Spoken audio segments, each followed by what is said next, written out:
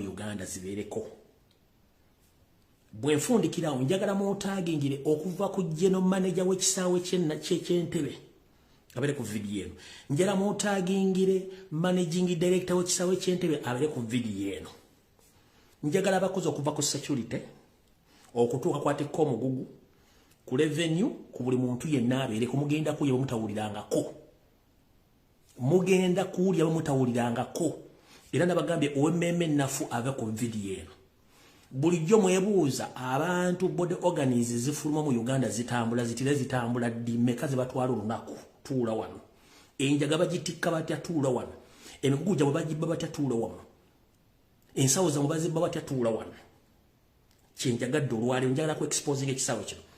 Abasajja bano batambudde ku TV ne batambula ku radio ne bakola buli story yonna yabadde enkyamu n'ekiyayi ne babuuza abuze eggwanga. Bw'omanyi nti osuubula ttake ng'olinnya ennyonyi zonna eziva ettake tuula wano. Bakyali bange mwenna bakola mu kago nga muva mu ttake mutambula ne mugenda ne mutwala ebintu bya mu Uganda ne mutuuka waka nga ebintu byammwe tebiwera tuula wano information enkirina. Gwomanyi ng'okola mu kago section otambuza migugu ova ttake odda Kampala ova China odda Uganda ng'otambuza emigugu okola kago tuula wano. Bulijjo mwebuuza ebintu mutwale Kampala tebituuka byatuuka ludda biri ludda wabisokodde biri ludda watuula wano. Tambuza video eno gisharinge kubanga nze natira okutandika olw'ensonga obudde nina butono. Ekisookera ddala njala sooka kwebaza mwenna bali ku social media nga nsooka obbasaba bwe for the first time bwe ntandika information njala buli omu akwate screen ye alikodinge buli message engenda okufulumya mugitambuze ku bwenyi bw'ekitabo mugitambuze ku TikTok, mugitambuze mu WhatsApp, mugitambuze ku Twitter, mugitambuze buli wamu. Mukole kye tuyita screen recording. Okwata essimu yo nogenda mu option mu settings n'oteeka waliwo register screen recording no recording information gyengenda ofulumya. Njagala information ine etambule etuuka ku buli muntu yenna mu Uganda. Njagala mutegere eggwanga lyemmwe lutuuse ku bikwatagana ekisaawe ky'Entebbe. Njagala buli akola ku kisaawe ky'Entebbe teekako essimu yo kuba bamanyi kwe bali. Mutekeko screen ennene buli omu asobola okulanga alaba video eno buli ali mu corridor wali mu kukolera oba okola mu parking Entebbe oba okola mu cargo handling oba okolera ku revenue oba okolera luddawa njala tandika video eno ng'obudde bukyali. Nendoza nga bulijjo kansooke mpiseewo security alert zino. Njala omukulembeze wa Robert Kyagulanyi Center mutaginge ku video eno mwenna n'abali bukwatiddeako ba political prisoners njala mbere ku video eno. Alright, ntandise bwete. Bwomumanyi nti obadde munnabyabufuzi nga wakwatibwako ntandise security alert n'osibwako mu kkomera ekitalya. Njagala wulirize nnyo security alert eno era bw'omala ogiwuliriza ogenda okola ekyengenda okugamba. Ekisookera ddala njagala tegeeza eggwanga nti abasibe bonna abakwatibwa ku nsonga z'ebyobufuzi mu ggwanga Uganda abasinga obungi muyina ogenda okwekebera nga nina bugisimufungizi butya. Bw'oba wasibwako ekitalya waliwo akabinja ka muhoozi Kanyirugaba akakolera mu ngoye prison wardens prisoner security wardens abakola mu kkomera eryo nenga akabinja kano ka SFC akabinja abalo ka bulabe nnyo kabakoladde ebintu nga tebimanye. Bw'omanyi nti waliko ekitalya information etandika bwete. Ezimu ku ddoondi zange ez'omunda zantegeezezza nti ntegeeze abakulembeze bonna mu bibiina by'obufuzi n'eyali akwatiddwako n'osibibwa ekitalya. Wuliriza bulungi nnyo. Baŋŋambye nti bw'obanga wasibwako ekitalya ng'oli muntu munnabyabufuzi kyandibadde kyangu nnyo ogende weekebeze omusaayi ku bintu bino bibiri wammanga ozuulewo ki ekituufu ky'oli. Ntegeezeddwako nti akabinja ka muhoozi akali mu panic nakati akakyali mu panic akatamanyi ani ani kaweebwa obuvunaanyiza omukama waabwe muhoozi okuba nti buli musibe yenna azireeteddwa ku musango by'obufuzi akubibwa empiso erimu akawuka akaleeta mukenenya oba akaleeta siriimu era ne babakuba n'obutwa bwe tuyita slow killing poison nga togenda kufa mu lunaku lumu togenda kufa mu wiiki bbiri wabula oluvannyuma lw'emyaka 45 oyinza okuba nga ogenda kufa. Obutwa buno bujja kuba buzibu nnyo bwakudetectinga era kijja kuba kizibu wabula baŋŋambye bategeeze gwoba nga wagenda mu kkomera ne bakuta ogenda okutandika nga amaanyi ge wagenda nago tokyagawulira zizimu ku sayinizi ezo okoggerera olususu lusiiwuuka lupeeruuka oliko otandise okuvaako ebigirigiri bali bwesiiga ebizigo obanga omuntu abadde ku kyoto ng'oyota omuliro okufuna enchacha ku skin yo okufuna skin rashes nga waliko mukomera ekitalya manya nti gubakuba daskilosiro killing poison otekedde okubanga odduka bonambiro kumanga gatuli okumpi bakununemo butwa obogenda ofune dozi y'obutwa ng'obudde bukyali akawuka ka sirimba kabakuba buli omu eyaliko mukomera ekitalya kubanga bino mission yali ya Muhoozi Kanyarugaba baagala kutta muntu omu ku omu so mbategeeza bw'omanyi bwagenda mukomera bw'owadda si bw'okyali oluzinga weight kyekisooka skin yo ne bw'osiga ebizigo tekyatereera olina skin rashes obanga omuntu ayina enkanyanya ayotedde omwaka mulawo byezi 6 tokyetegeera ogwamu amaanyi buli kaseera oba olwala genda weekebeze nga budde bukyali bakuba siro killing poison tagenda kuttira mu wiki agenda kuttira mwezi wabula wakuttira myaka 4 ku 5 gye bujja katono empiso oba akawuka ka sirimba kabakubadda nga mulimu okukomera mwenna so buli omu genda weekebeze nga obudde bukyali oyinza okwekebeza nga tokalina naye nkugambye ku bintu bibiri otokuba wabuukayo n'ekimu okusinzira ku drone yange information gyempadde so bategezezaako siro killing poison tagenda batta kati naye oluvannyuma lw'emyaka 3 ku 5 muyinza obutasukkawo ne mutandika okutuka mpolampola guno nno muze baagukola dda kano kakodi bakakola nga bakyaline mu nsiko bwe bava mu nsiko bakikolera nga mu public house ne bayita balanga essaawa ezo bwe baakubiranga abaganda empiso ezalimu siriimu nakati abamu abasinga obungi baggwawo kubanga yo yali enteekateeka yaabwe nakati bali mu kikola eyo ngimaze ngenze ku ndala neno information era ya security alert eri mwenna bannayuganda naddala abasibuka mu kitundu kye bayita Buganda bamaama ne bataata ndiwo bategeeza ekigendero kya Yoseeri abasinga obungi mujja kitegeera nga obudde bugenze nga bwe kiri nti empulukutu za musota zigenda na miggomeka njala tegeeza mwenna abazadde bannakabutuzi ne bassakabutuzi ekitongole eky'ebyobulamu mu Uganda kiri mu kutambula okwetoola Buganda ne bivaani byakyo bimotoka ebitambula biyita ku mizindalo nti mutwale abaana abageme naye ng'ekituufu mukimanyi nti abaana bano babagema butwa so nno njala bategeeza nti buli muntu yenna atwala omwana omugeme manya nti omwana omuwadde walumba ettanda era tagenda kudda nga bw'oyinza omutegeera abaana bano batandise obagema ebiso ebigenda obbajjawo omukuomu nga kino kyatandikidde mu bitundu by'emukono emotoka bitambula biyita abantu okutwala abaana babageme ekirwadde kya polio okuva ku myaka 6 okutuuka ku myaka 12 so nno mwegendereze nnyo missoni eno mpanvu nnyo okuba nti batandise okunyuma abaana ku kifuba ng'ekigendero kyakendeeza nnamba y'abaana abali mu ggwanga naddala mu Buganda region kino ekikolwa kya bulabe nnyo ekyo nakyo mukitegedde nti abaana bano babakuba ebiso ebijjo baleetera okulwala obulwadde obukonvuba n'okutandika okusikondoka okufa era nga bwentegeezeddwa okusinziira mu malwaliro ag'enjawulo mu Kampala mu Buganda ennamba y'abaana abali mu malwaliro temanyi abantu bakulu abali mu malwaliro nti ennamba y'abaana esisuse ku gw'omulamuzi abaana bali mu malwaliro nga bakufa enkya n'eggulo awo nawo nfuddewo ndi ku security alert era njala bategeeza mwenna abazadde abazza abaana ku masomero nabagamba nti mwesonyiwe amata missoni y'okuwa abaana amata ekyagenda mu maaso amata gano aga Museveni ne family ye agalimu obutwa obutta yensonga lwaki baali bakifudde kya buwaze buli mwana buli ssomero lyonna okutwako okunywesa abaana bano amata nga bakimanyi nti amata gano ga bulabe ne ku TV ze Uganda waliwo omuntu omu celebrity yatandise okugoogerako ne simenti anaawangaala kubanga yafunyeko experience y'abantu 15 abamawulidde ekituufu nti abaana baabwe ekibaviiriddeko okufa gabadde mata gano agali mu kakyalato simanyi fresh dali n'ebika by'abatabe n'abasomesaako nti ekissa abaana baabwe gabadde mata naye nga jjukira ono tannajja najja ne mbagamba nti mwesonyiwa amata ga Museveni agali mu Uganda kubanga gonna ga butwa bakikola kagendere ng'omukadde akogga okuwa abaana bammwe obutwa babatte ekizibu ky'Abannayuganda mulina emputtu temuwuliriza mwe mulowooza nti TV ezibeerako ebimansule Kampala zigenda obbawa information omukyalo oyo abamanyi omukyalo gwe bayita omulongo babiri mugende muweze programu ye ng'abantu bamuwa obujulizi ku baana bangeri gye bafaamu n'amata mujja tegeera kati muwulira n'atwala omwana okunywa amata ojja kufa omwana ajja kufa nawe kenyini ogenda kufa olwokuba nti temwagala kuwulira mulowooza nti bye tubagamba bya bulimba naye mujja kitegeera mujja kifuwa nga mukizza munda so nno njala bategeeza mwenna abakyawa abaana bammwe amata mu bitundu bya Buganda bagenda basaanyawo n'obakendeeza mu nnamba olw'okuba mwesulire gwa naggamba kubanga bwekitibwe kiri okirina okuba kale n'olw'ensonga eyo ezo zibadde security alert njala bategeeza buli kimu bukiwulire bulungi nnyo nga bwe kirina okubeera ezo zo nzimaze ngenza ka information wanaakala ndyoke ntandika information yandiise right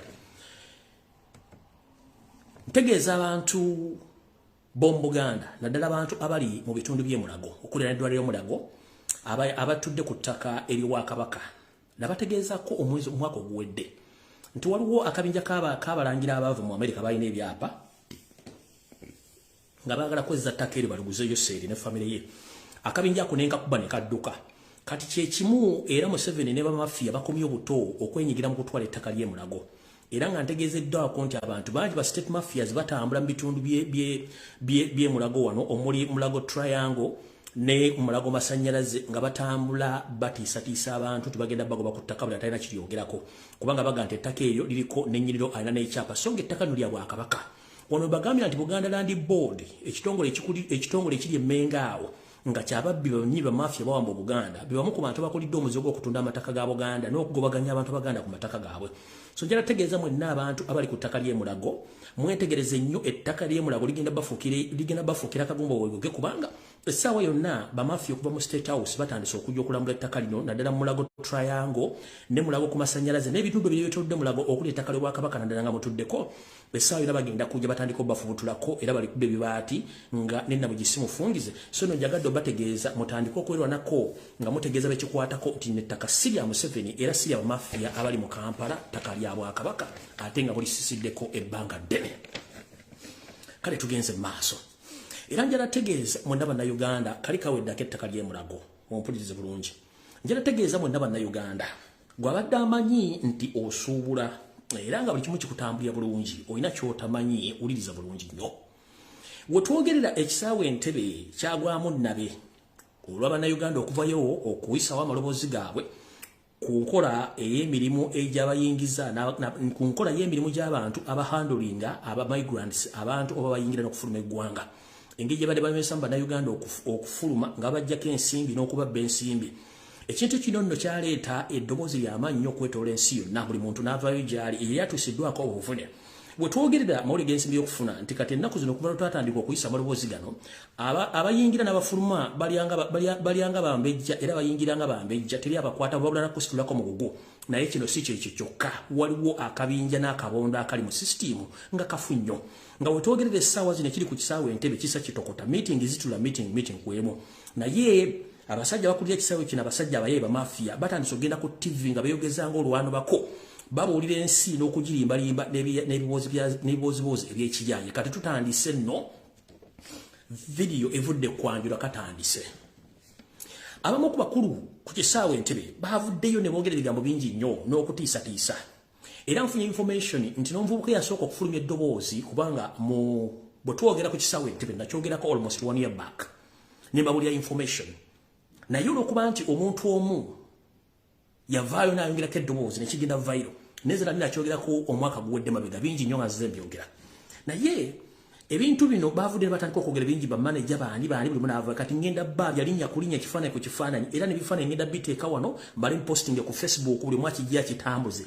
eyali akubbyeko eyali akufezeeko buli omu mujje mu mutwale mutimbe kubanga tukoye ababbi bano mwe makiri kya migration abagenda nti ekisaawe kiriko cargo handling section kiriko revenue kiriko migration kiriko n'ebintu bingi nnyo kati mwabuukira kuki mwabuukira ku migration naye wasinga obufu wendeesolwa nabo batengenda gajja nga kube wansi omukulu omu yazze n'agamba nti ekisaawe ky'ennyonyi kiriko kamera 65 era nga buli koona zonna ziriko kamera era nga tewali muntu wasobola kubbirwa so mpozi waliwo omulumulu n'abantu abeefudde okwonna erinnya ly'ekisaawe n'abakozi naye tujja bakola ku ensonga nti ffe tuli sitede ne kamera kati njagala mbambule mukulu oba wadde MD oba general manager eyazze ku TV wagambye nti mwina kamera 65 buli section weziri kati njala kubuusa buno bwe bunyombero bali mu kubbira bannayuganda bonna one kamera ziwayogedde ezimu si ntuufu teziriiyo ezimu biwaane okugenda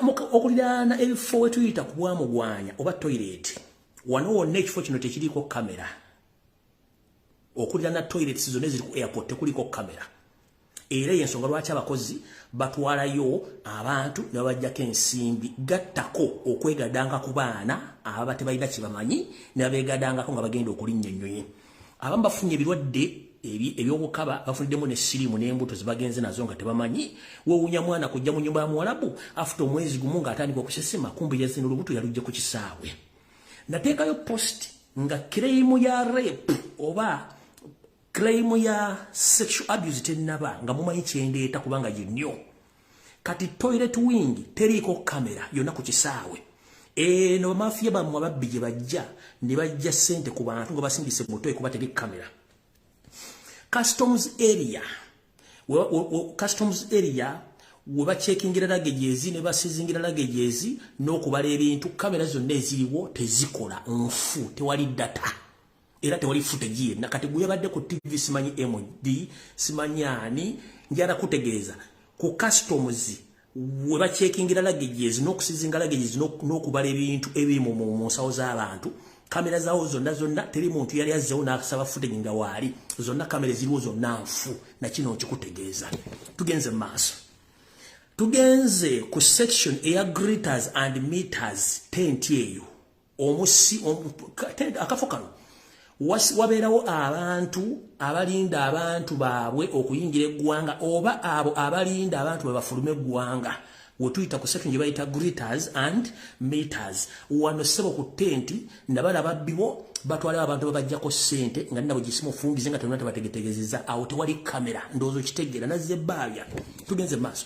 tugenze ku restaurant ezisinga obungi ziri ku kisaawe tekuli kamera ng'ate restaurant basingira okubbiramu abantu ku kisaawe kuno gye bayita basingira okubbiramu abantu ku airport gye restaurant ewatali kamera eno gye bayita Mama Africa restaurant abakozi bamwe ku kisaawe basinga okubbira abantu sente kubanga tewali kamera ate nga mukimanyi nti abantu bano badiringirawo nnyo mu kubbako abantu sente ndowooza restaurant mugimanyi si byampuna si byaki mugenda kulya omuziki olwaliro kino kyazze tumazeeko mujja kitegeera nti embwa efuwa firimbi era neesera ku zebula crossing lwakuba nti zebula crossing zisalirawo teba zebula ntulege naye nga n'abantu basalirawo katujja kitegeera kati tugenze mu maaso ndowooza tegedde bulungi kamera z'650 ntezikola abantu babbirawo bwe najja ku Monday kuba nalina kujja ku Sunday ne sijja owali omupiira gwa Arsenal ne Man U nengamba kandeka abantu babiri ne pressure bakakkane then tugende maaso ku Monday nezijja nenkola live nentegeeza ensi yonna kiri ku airport n'ebifo ebirala abantu batategedde ku Lwokubiri mmwe kennyini abakulembeze abali ku airport simwakola mukimanyi nti company ya Enhance bagitunda nemutekawo company bili nenga atera still za nemutekawo company baita Naz nemutekawo company baita Dash so nga ate Naz yali Enhance nenga atera still ya Samu Kutesa nno beba handlinga cargo n'ebintu bira ku kisaawe bano sibabbi balwadde njala tegeeza ensi nti bamala okuba abantu bano ku Lwokubiri ku Monday ku Lwokubiri bayita meeting yembagirawo okucheckinga ebifo ebimu ku airport ku Lwokubiri ku ssaawe ku Lwokubiri ekiro abasajja bano batambula ne bagenda wansi mu cargo handling section gye basanga ebintu bye batamanyi nti bibaddeyo bakola operation ku cargo section oba ku cargo sector ne basanga almost pallets bbiri nga zijjuddemu amayirungi mu cold room naye nga zino zizitowa almost tani 6 nga teri n'amanyi nti bino ebintu bibeerayo wansi era zaali zigenda kulinya Ethiopia Airlines zigende era abantu abamu bagoba ku ssaawa eyo naye nga mukimanyi bulungi nnyo zonna ddiro za SFC ne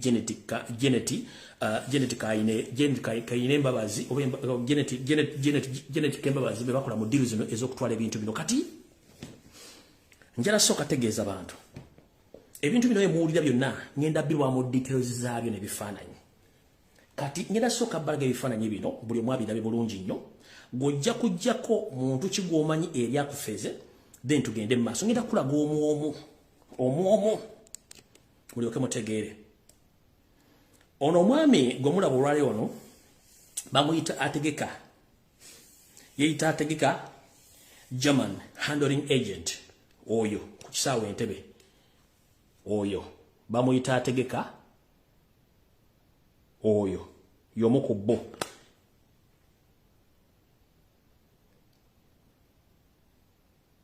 ono ya Aboko Andrew Roading Team Supervisor era nga mukozi wa SFC bangambye nti ali very dangerous oyo ngenda ebifaananyi ngenda bita ku social media byonna oyo Aboko Andrew wa SFC ali mu cargo handling section. Tukyagenda mu maaso. Faananyi bingi. Kubana bagenzi ngenda kujja n'ebifaananyi byawe bonna nga ndabisomo ku omu. Kuliko byakutaaga Bernard handling agent. Byakutaaga Bernard handling agent. Oyo n'essimu bbi mulwadde. Mbalaga ki ekiri mu cargo section ne mulyoke mbateere wano information mugenda kutya. Oyo bamuyita byakutaaga Bernard handling agent. Musaasanye information eno. Mukole screen recording. Kavudde kwanjula kati katandise. Tuinawo Maringa Tom handling agent wuyo. Nze bifaananyi nazina byonna Maringa Tom bale babadde babbe emigugu gyammwe obati kenjaga okola date waka yenna nzija oyo Maringa Tom.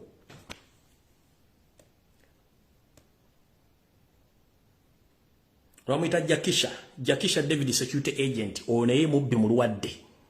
Bonna n'amanya gayo ngenda biteekayo buli omu ajja kujjako yali amubbye ne yali amufeze. Bonna bali ku kisaawe Entebbe. Ngenda kuwabya omu ku omu.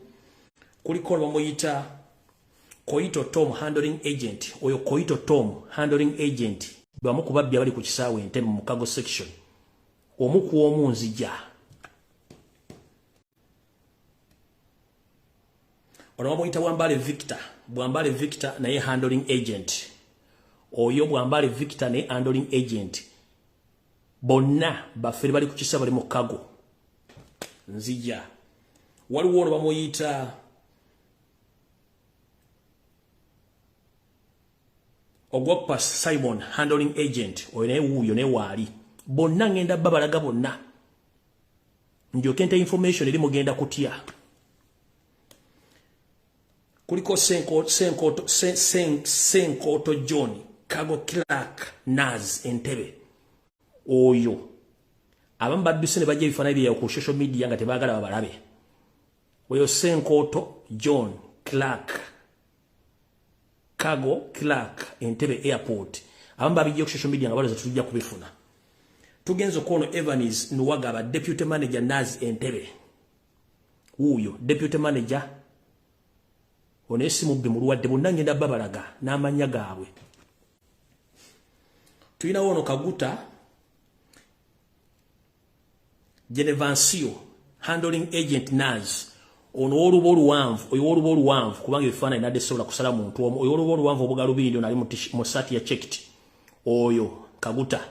Oyo muzibu nnyo alinga olumbo olume ekiro nga ambulance teriiwo. Oyo olubo luwanvu. Ngenda babalaga bonna. Waliwo ono Pius Onega rampa manager Naz Entebbe Airport. Ate ono mafia. Bonna ngenda babalaga n'ebifaananyi ngenda bita ku social media. Mujja kitegeera. Nze nzija na information nenjibateera buli omu n'awulira n'olyoka owulira omuziki bwe guvuga. Kansulenti ba MOD bakirina bonna bali ku migration URA buli omu kwali kuno. Kuliko Sunday Kaguta uno oyo naye mafia. Sunday Kaguta naye uyo mafia. Tugenze ku sekatawa Ivan loading team leader oyo ne wuyo simufere mulwadde bonna bayaya wali kusaawe Entebbe bibabbe emigugu gyammwe n'okubatira bye mutategeera. Tugenze ku Mbogo Emmanuel handling agent. Mbogo Emmanuel ono handling agent bali babbe emigugu gyammwe n'okubatika ebintu bye mutategeera. Oyo Mbogo Emmanuel ono yomu kuba yaya abali ku kisaawe Entebbe mu cargo handling. Tugenze maaso. Kali kuliko ono eyakyusiza amanya nga zote tumufune. Ye kafulu w'abafulu bonna ku kisaawe Entebbe. Logose Anet. Oyo Logose Anet. Yabadde yeebuzaabuza nga yeewolereza. Oyo Logose Anet. Ngenda kujjambawo information yonna nga ngenda gite nsejja kutya. Oyo Logose Anet. Nzija.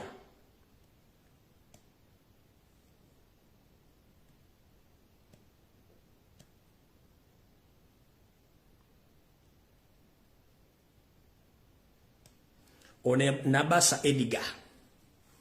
Ono ye Nabasa Edgar. Ono ye wa SFC. bonna bayaye katika amasomero information ndio nteri information yona buli ko mugitegere yona mugitesoka mugiteka kanso kimba somere mulire bulungi nnyo omukyala gw'esembyo Balaga y'omu ku ba team leaders ne ba commanders Logose Anet. She's the assistant superintendent of police under the Crime Intelligence Department in Uganda Police Forces. She was posted at the Entebbe International Airport way back in 2014. She managed to build her racket of thieves at the airport using her own office at the airport. She brags on people saying nobody and nothing can shake her because she is connected. But our concern is to save Ugandans from being robbed by the group of the airport thieves. The group she works with, including the following people: Asasira Prima Alex, an ISO agent; Nabasa Edgar, aviation police and counter-terrorism; Ritingana, aviation security; Olele Joel, police officer attached to crime intelligence, also working at the airport; Kigozi Samuel also is in IC, is in CI, overseer CID department. Kuliko Emma Emiliano, ISO agent operative. Kuliko Gusemereza James, aviation police. Kuliko Atuhairo Sylvia, Minister of Labor and Social Development. Kuliko Nachiwala Chinji, in charge of Yellow Box. Bano bonna yo mafia abali eyo ku kisaawe Entebbe nga bwe nabagamba. So no kati musoke mumpulize bwe namalo bakuba ku lubande twatandika tutya bwe malo bakuba ku Monday ne bakola immediately meeting n'okuyisa amateeka amapya kubanga baali bakitegedde konti ensi bategedde naye ulira biki ebyalimu. Bwe malo bakuba ku Lwokubiri ne bakola random check and they raided out all airports. They managed to find 2 full pallets of Mira stroke Mairungi at the export section. It was found that in cold room and they were about to clear and taken to the ramp area to load on the Ethiopia Airlines at 9:30 a.m. Victims were 4 NAS security agents who do clearing of cargo to run away, and the 2 were escorted the headquarters and fired. Olubagobyeko baze bagobako kati wano wavidde ku kanjula ate katugenze ku video entuufu. Waliwo omukyala gwe mwalabye nga bamugamba nti ensasudde egundi zange nsasudde ensawo zange tompadde receipt. Kati omukyala oyo y'omu ku bamafiya bali awo. Kati wane wali video entuufu etandise muwulirize bulungi nnyo. Nzo gwange gwakulabisa buli ali abulidwako bali babyeko ebintu byo tebituuse. Omuntu anabuuza Lumbuye kyafulumiza information yeno. 1 ngenda kudda ku Revenue Authority ku kisaawe Entebbe. Njagadde kusooka pam 1 ekisookera ddala bali banzibye ku kisaawe banzibako engoye zange engatto zange na laptop kyekisooka. Ekyokubiri Bannayuganda bali makomere China nga batisse enjaga gye batamanyi. Bannayuganda bali makomera Middle East nga batisse enjaga nga tebakimanyi. Bana abantu nga bakola omulimu gwo. Njala mukyewulire from the author's mouth. Njala mutagingire president, njala mutagingire abato mugwero kule mu voice mu information gye ngende okuta mulize bulungi nnyo mutegere gwanga nti fu.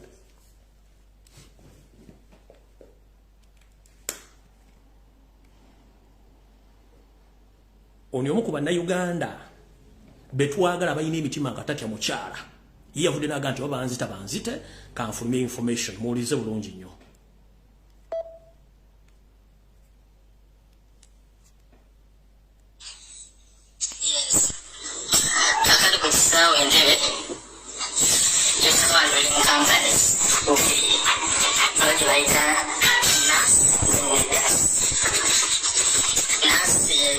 Services, then that's you see your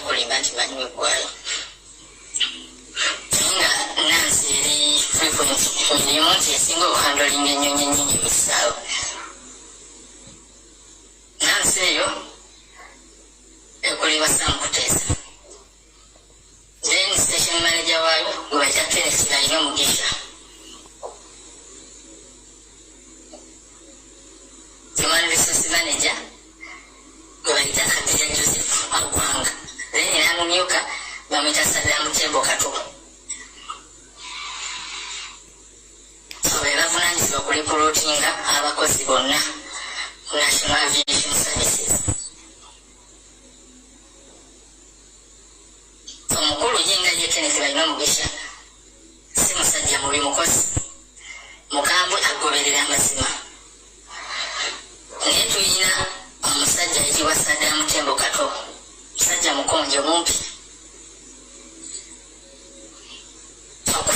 Okufuna omulimu mu kampuni eyo obanga musajja ojja kusasula ssente titiri, obanga mukazi agenda mmala kusooka kwebakako, oba obujuliza abantu bajja bbayo babuweeyo. Sebamu amalobe bakako n'akabawanyirimu because he's well guided by his boss, Joseph Wangabe.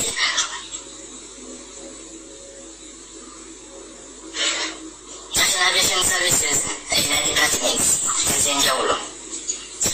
Ya department esooka eya passenger services, department ey'okuyigya security services, department ey'okusatu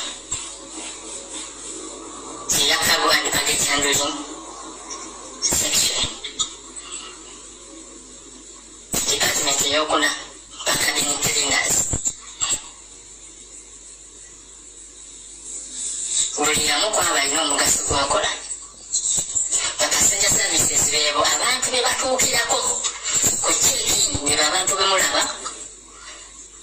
ababeera bambadde ekyeru waggulu kyeru wansi bbulule, ababeera ku bukompyuta bwabwe babunyikanyiga leeta passport tulabe simanga bakuba bakuwadde boarding pass beebo aba passenger services. Mulimu abakola ku check-in, mulimu abakola mu documents. Buli omu alina omulimu gwe. Then ba security basinga kola nnyo ku ramp bakuta makeeya mukago ne wano ku baggage ennyonyi wezitale ku ramp ennyonyi wezituukira okugyako baggage. Then ne mu UN mamiro mbadde nkwenerabidde okugamba nti ne UN ennyonyi zonna ezituukirawo nasi yezihandolinga. Mwe muli n'ennyonyi gye bayita South Air ey'amagye etera okuva e Somalia ejja n'ebintu biyitirivu nnyo kimuli emundu omuli ebintu bye baluyingize from Somalia nga babireesewa kyagakyasa ebiyitirivu ennyo ennyo. Amativi alikiva bagaluyinga amaduuka geeyo ge gajja ekkongo byonna bituukira every week comes to times. Era abaana bannansi bakyandolimu. Then tulina cargo and baggage handling section. Then luggage njagala nnyo singa okkuba abasinga bayita ramp. Ramp ekigambo muyinza okuba mukiwulidde nnyo. Ramp kitegeeza ekifo ennyonyi wezituukira ne bajja drivinga ne bagirongoosa ne bajjako ebintu abasaabaze ne balinyirawo awo ne bajjako ebintu ebijjireko gye bayita ramp. Then mukago eri bagikyusa ne bagijjayo ne waggulu bagiteeka eri wansi n'ekigongo gyeri ennyonyi gyezituukira. Then wano ku ramp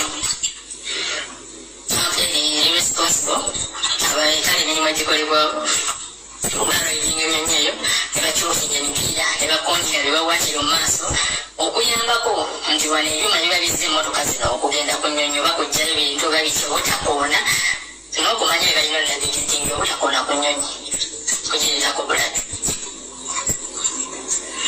Kalitali mukaga eri waliwo batyo bwe tuyita mu imports ne exports.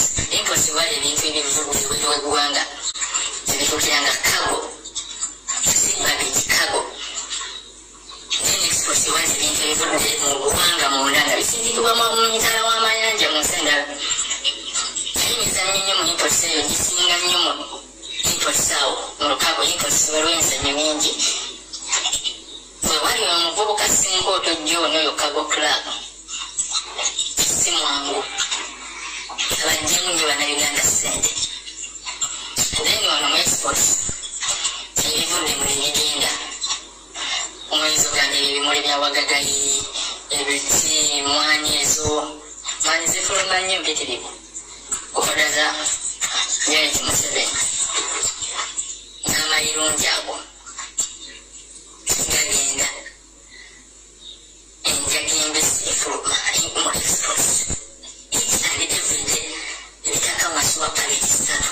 Mwami Lumbuye bakugamba paleti satu, manyi Obesu bakugamba. Yekondi waggulu, weyabalibwa paleti, ensira gye bagisiba, bwesiba nga zigendeddeko zino no mu French, nga tezigendeddeko y'ennyonyi ennene gye tuyita enjike, oba magma, ekiro okujja mu mande ekiro. Mwami Lumbuye batwala ttani ezisoba mu 10 buli lunaku ez'enjaga n'amayirungi. Oluvaawo nga bakwata nti gundi aginywa nga bamagira nti Bobi anywa enjaga, simanga bano abavubuka bali amayirungi bye balima baago kyemugamba abavubuka be bagatwala. Jenerali Museveni ate nga gali escorted by the Special Forces Command. Mwami Lumbuye ate wekalaga kugenda mande amayirungi n'enjaga ku South Air kusimbaase musoro ku ejike enyonyi ennene etera ogenda kuva South Africa ejja wano nene nnyo magma eyo. Batwala ttani ezisoba mu 55 mu kiro kino. Mwami Lumbuye ne basaba paleti y'amayirungi nga mu buwanvu oba nkugamba entya mu buwanvu ng'ovudde ku ground esobola okulya fulo 3.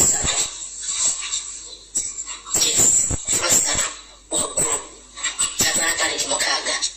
Tegeeza mwezi asobola otwala ttani 2 ez'amayirungi n'enjaga wabweru. Naye nga destination yazo olabako nsi Ethiopia. Olumu ne bikulaga nti gagenda Dubai, olumu ne gakulaga nti gagenze ne gayingira Doha.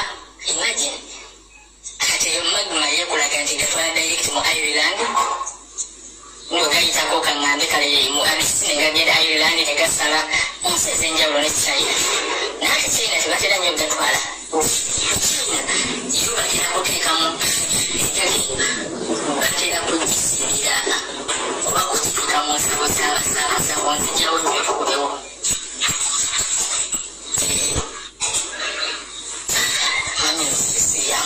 Kakati then batunda kuba kabini joiners beba abaana b'obuwala be mulabira mu overalls zibeereza frame be balongoosa munda mu nnyonyi naye nabo tulabye ebintu wowe bonna erabiddemu akasawo ekooto simanda erabiddemu egundi mu nnyonyi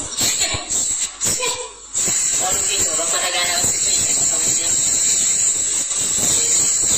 Kati Mwami Lumbuye nate njagala nkola ennyo oba tukola ennyo awantu omukaga bagagenda section. Kati ku bagage erya oba lwampu eyo ensawo z'abasaabaze zisinga okwetangira awo nga zivuddeyo mu chekino waggulu sekiri eno wansi awo waliwo otuyita mu bagage makeup area. Saababireri nga bakomyewo okuva ebweru omwenyirira awo wali kongereza ezeetoola mmera bwe mugiraba abaana babiri abera badelivaring ensawo zammwe bayita bagage makeup area. Kati waliyo zikombeeya endala 2 waligambye alayinza yawambako kombeeya emu era emirimu gisiba nnyo ngaasi bamenyeka nnyo abaana ekolesaako emu bennaba emu kati bamala kikinga emu waggulu ebyo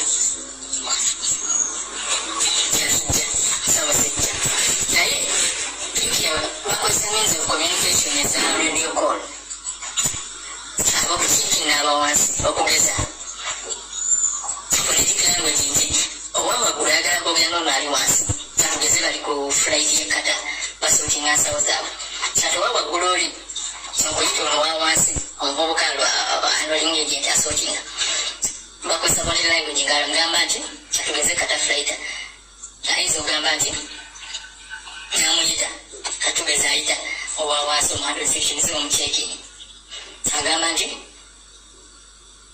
QR sorting area counters akawulira akantu ako QR sorting area counters nti kunyonyi yakata gye tusortinga mpita ali mu sorting area nze ali ku checking olonamuddamu nti send message ono gwe bayise olina atandika omugamba nti take a look at bag with the tag number this and this destination. Kati destination we wali tagali abasaabaze babuzaabuzibwa nti oba igidde entebe ogenda kata Doha ligo eki tajja kwogera nti entebe nedda phonetic language yawe era yegenda okukolawo nti bwe tuba tugambye A alpha B C Charlie nti S when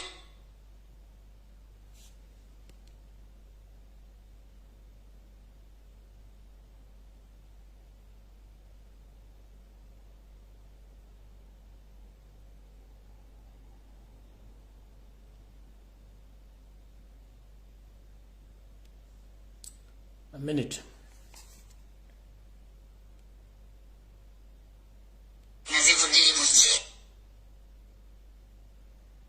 Ani hakinga. Kalwa hakinga.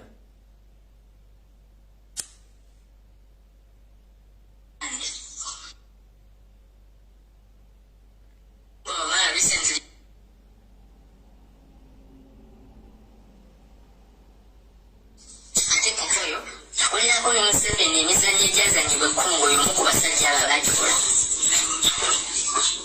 Yes. Musajja nnyo wakatumba wamala recently yajja eyo. N'abeemanyi nnyo beeyagala ne badde ebbali ne banyumya. Era n'omukono ogumu gwalemala yali eyo ng'agakuba amasasi. Ekibiiri ne kiki ono yali responsible mu kuloodinga ate n'okumaneja kibaloodinga amayirungi ago. Kibaloodinga marijuana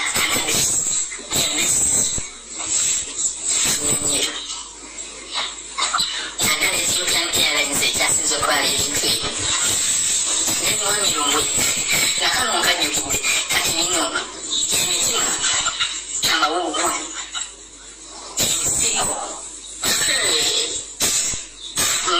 amamyabo buli lunaku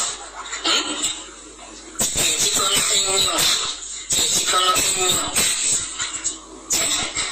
batwala ensigo n'emitima egitaka wansi wa 10 everyday erinyinyi gwe babikutira Ellen egenda mu Amsterdam ne Essen Brussels egenda mu Belgium everyday kuyingira kubanga emuba muyingira basomesa kye bayita dangerous graduation tojja kutunulira ebokisi olabe nti kuliko no ojasanga kakano nti UN namba nti 0849 omanyiyo it is a body organ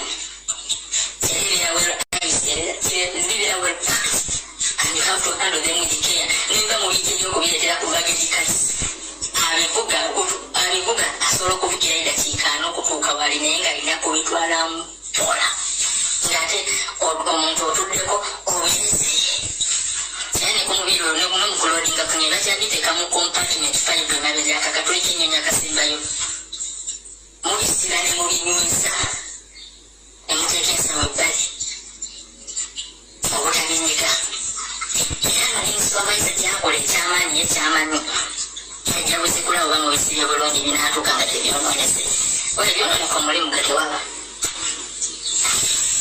Lumbuye abasajja dangerous news eyinziro buli lunaku ekisaka wansi wa 10-15 abijasatu amayirungi era marijuana cannabis enjali pallets and pallets ku Ethiopian Airlines Emirates yabigaana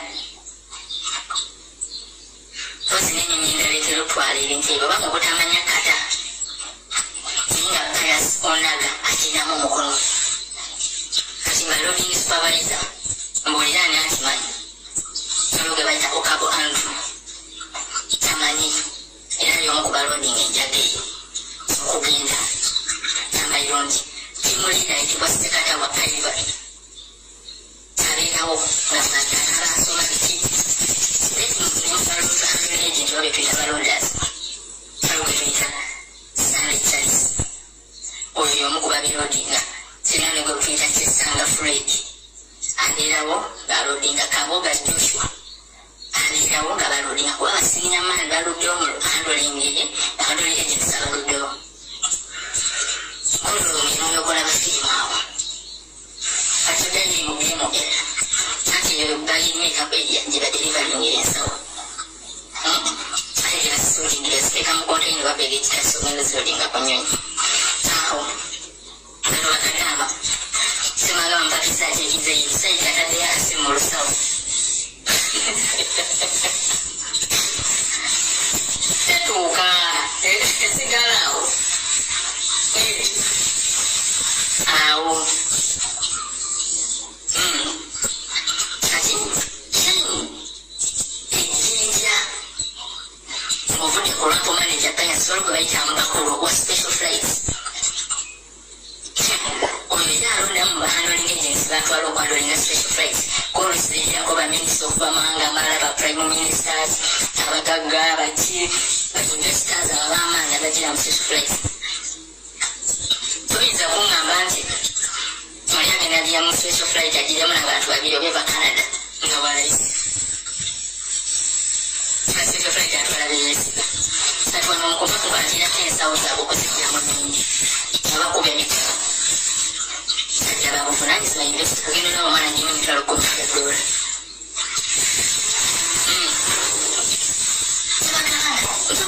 mukulu lwomuyisinde meke ate babana tebagula amayumba ebizimbe ekiwalayo bayita ba deputy manager oba bayita ba delta mike walondowagira evans munyalwando yiyita mukiga oyo alina yazimanyiko datejuzi nakuya steya oyo datejuzi azimanyiko kagolo azimanyiko antony azimanyiko ningo omukulu lwapayasonaga mpakulu neni bano bebaddako kati bano ate bo babalina okukola supervision za operations zonna ati batana road coordinators bakoze batya abalodi controlling bagikoze batya emirimu gitambudde gitya kuba oyo abeera amyuka ataani manager mubona Evans nowagira yakyasinaze kati nga team leaders nga loading team leaders sinangwe bayita Seviranda Lawrence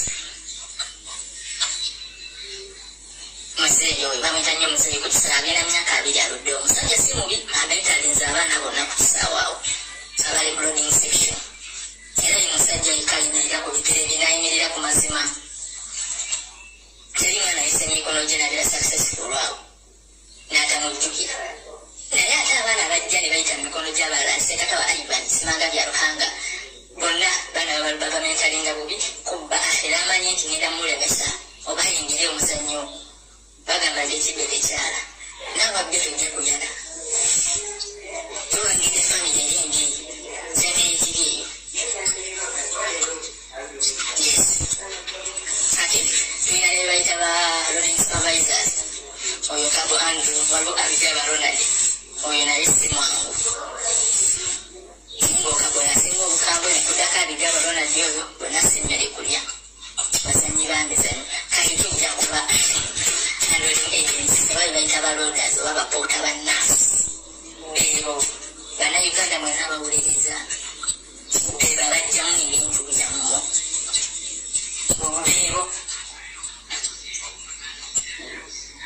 beba bajjamu ebintu byammwe masimu masaawa simanga bisibe pakina simanga biki ozirina ebintu byovudde byabbi oba ovudde wanaino ogenda ogenze ebweru ebisigala mu nsawo beebo newe bampalira munda bagitwala yala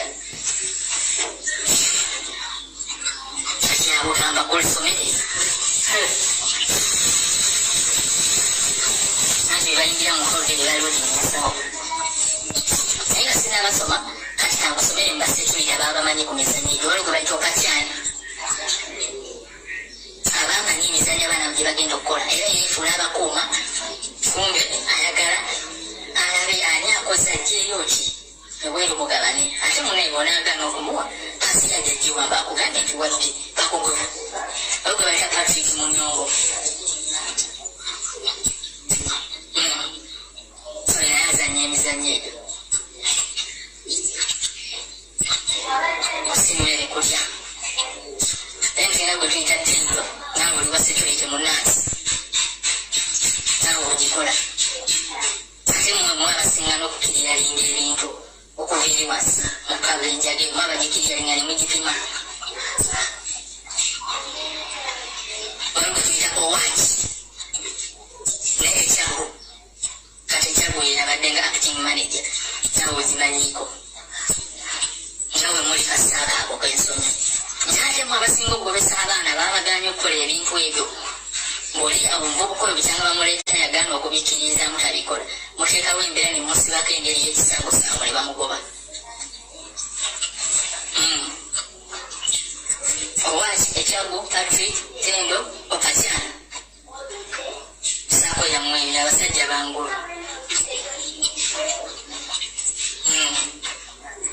bahandling agency bano era beddeko sinakindi CAA tusaba otuyambe n'abantu abo okuva ku lwampu manager tayasonaga newabeera Evans akina basekatawo Ivan mutuyambe abantu abo batufuukidde ebbiri ekyo bahandling agency birinamu asooka Sande Charles oyo taba mu bibage facing area abakomyewo bamulaba abaana abatera okwambala bovulu oba buwunya n'owunya mukambutereka ensawo n'akusindika abweru oyo abakulira nebakujjako sente no nemukusindika wano omuntu kaali kuyiwala n'olobanga bakebera ebintu yasobola okujjamu ekintu n'akisigaza tulina gwe bayita kwambala enjekita mukonjo oyo naye tava mu biti tava mu byemu mukusookola ensawo abasabazi okubasaba sente okusaba tulina omuvubuka gwe bayita jakisa okusookola ensawo abasabazi bajjako sente obokuna tulina gwe bayita byakutagambirani mutoolo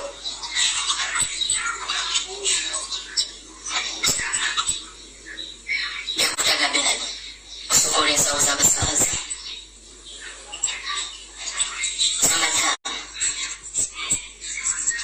tulina omuvubuka abaana bano balinga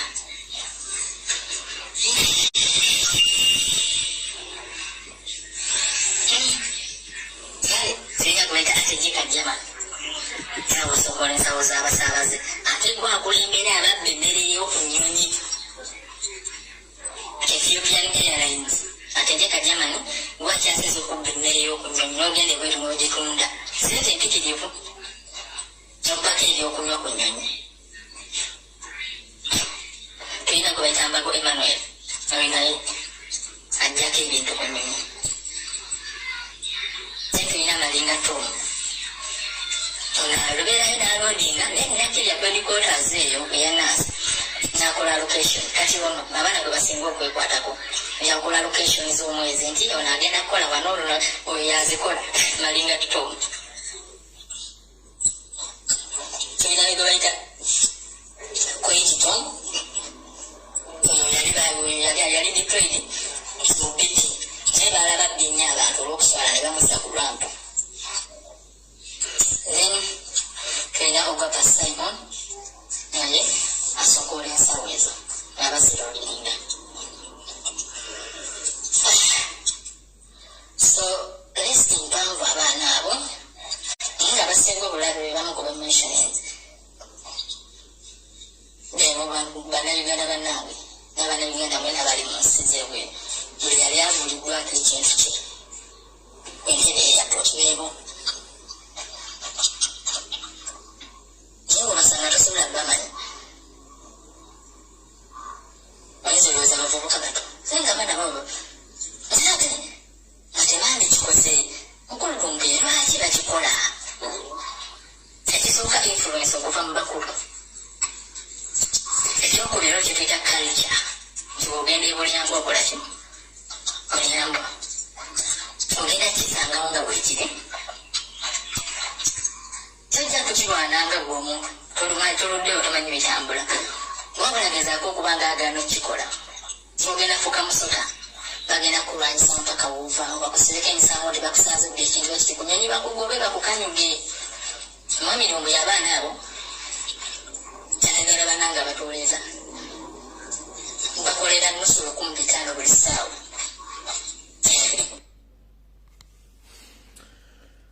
muwulidde amanya ago n'ebifaananyi bye mbawadde obiwulidde bulungi. Abakulu bazze ku TV ne ku radio ne badefending ekintu kino naye mu audio eno akugambye n'abakulu bano bamanyi omuzannyo guno oguli mu cargo handling section.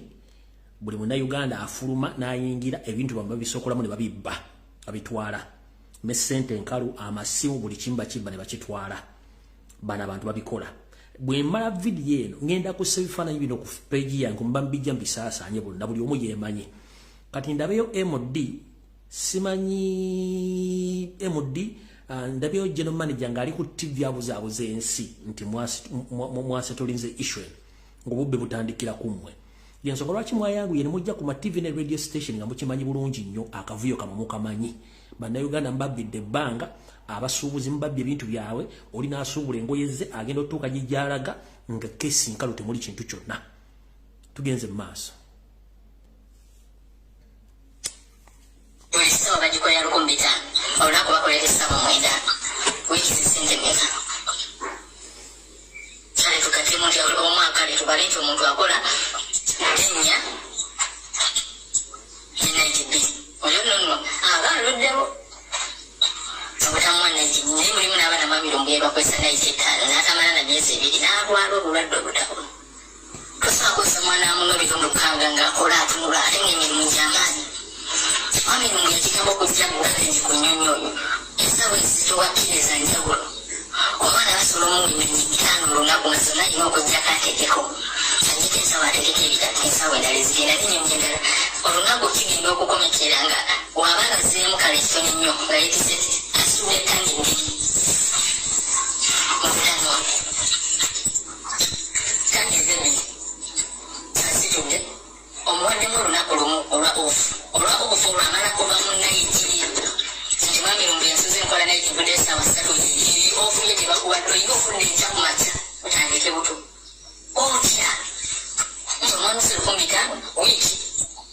Kale tubale kinene akoledde emitwalo 8 n'enkumi 4 mutemyeko NSSF mutemyeko peyazibani abakulu batemyekiza bwe zebalya abamu abaana bagaana n'okusasulwa bayitirivu abaludde okubawa ssente zaabwe kuba bakola awashis. Omukulu yennyini lwanku maneja sawa z'abaana aziwamba omukulu payasi yonna gy'oli onaga okwata awashiti z'abaana awashiti z'omwana za mwezi naye nga mutuufu asasulwa wiiki emitwalo 8 zinogenda ku akawunti okudde za mwezi omusuubira kola ki? Omusajja omuwa butono akola nnyo ate oziremedde tokomye ku ekyo. Omwana oyo omutiisatiisiza omugenda aliko omule wiiki 2 oyogera otya nti mbuti awazo ofanyi when you didn't employ them, when you don't want to pay them, you want them to play your dirty games and you don't want to pay them. Bali abantu balinga bali mu komera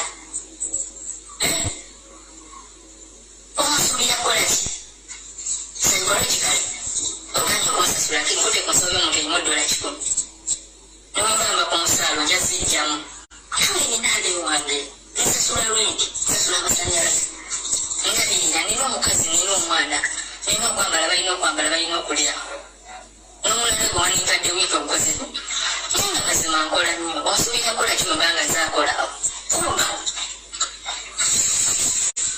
sonna kiva ku manaja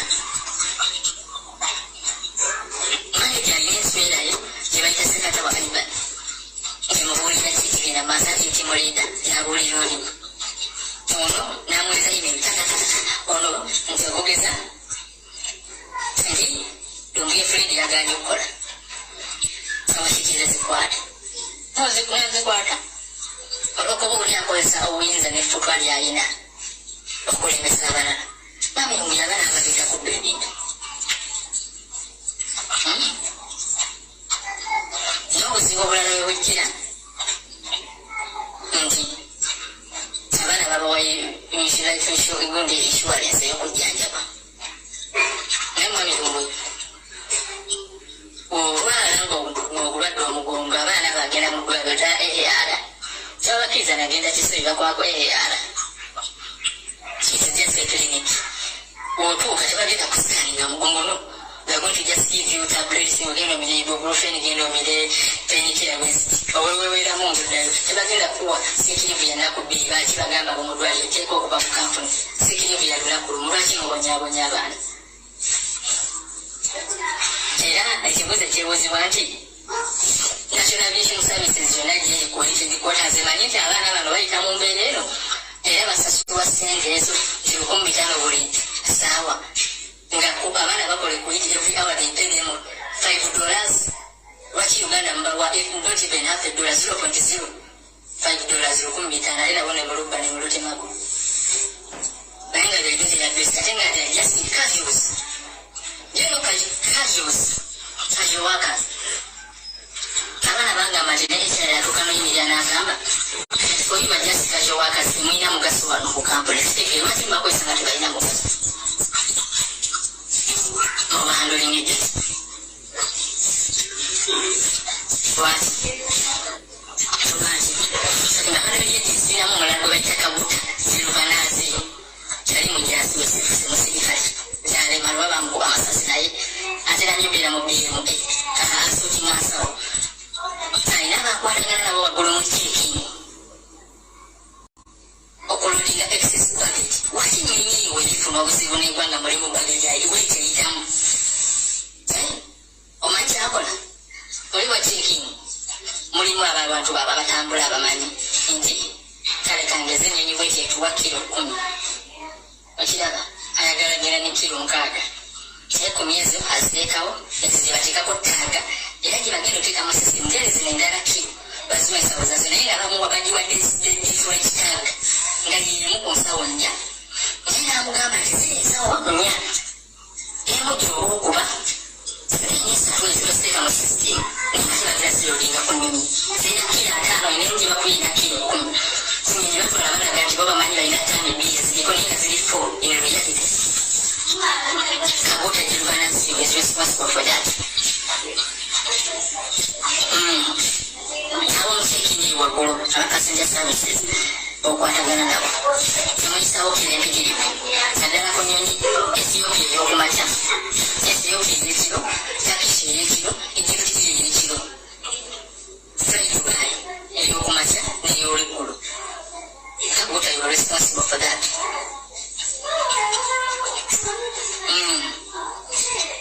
Kabota Jirvanasi Munyarwanda. Tugambwa akawo ku kisaka. Why responsible? Are you responsible Kabuta kwetu? Tokezi singo kunyemera mukololongwe. Sama kuteza. Is the owner of the company. Nena ilinya nyonyi handling wa kampuni je.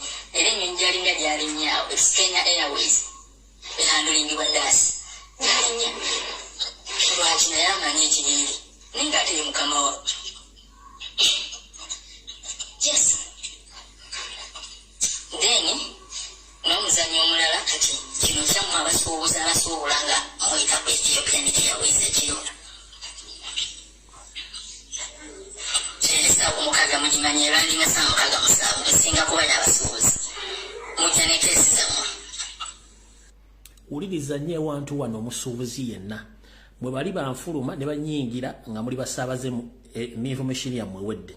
Njagala omuntu yenna omusuubuzi. Uliriza nnyo ewantu wano wetulaga. Uliriza nnyo ewantu wano wetulaga. Wewammwe.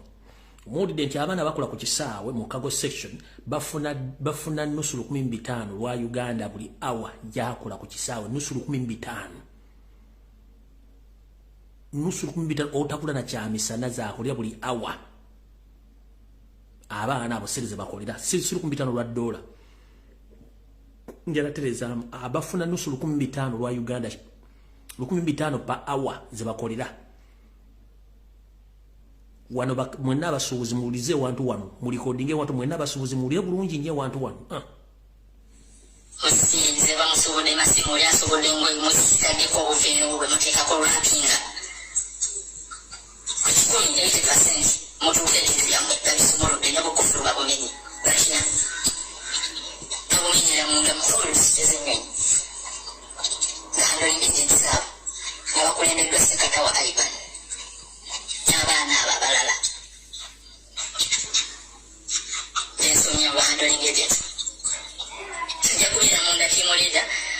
tuwabwira abana bagenda bagenda mukole esawa kijina alweza kindi kanja kukwata zipusa mwezi sero bako kufulu nalikutura nabula nabikula nabulemu boxi z'amasimu yajagoze n'amaboxi otaddemu ate tokute muli mapesa batononya abeta mapesa osanzemu zikamo zisimu nga Samsung Galaxy S20 2012 Ultra abambala so box buli mu iPhone 14 Pro Max nebazijjamu ne bakolekera mu box ng'ekiwowongole musajja ngendo teekoti mu nnyonyi mu scanning area bibala okale alabike masimu wegali kodduka emisinde gino tuukisa owulidde kyagambye agambye mu abasuubuzi abava China ne Turkey nga musuubudde amasimu abaana bano eri mu section ya kago mu nnyonyi gye bamenyera amakufulugama n'okusumula ensawo zammwe be bajja bye beetaaga byonna ne baddamu ne basiba ensawo zino kati mu abasuubuzi b'amasimu ogenda otuuka okufuna lagejiyo ng'olooza essimu z'omweziri ng'ogenda ali ku revenue machine ng'obagiyisaamu bo nga tebala mu simu okitegeera bo tebala mu masimu ng'okwata ensawo yo speed nga giyiba nolera ekyuma kyafudde tebala masimu ga ng'oteeka mu mmotoka ng'odduka ogenda otuuka ewakuba mu dduuka osumula ensawo okeberemu amasimu ge waleese ng'essimu mane yane essimu teziriimu wasanyukidde bwereere ng'essimu bazibbidde ku kisaawo tugenze mu maaso n'ab'engoye bo tebaba bakola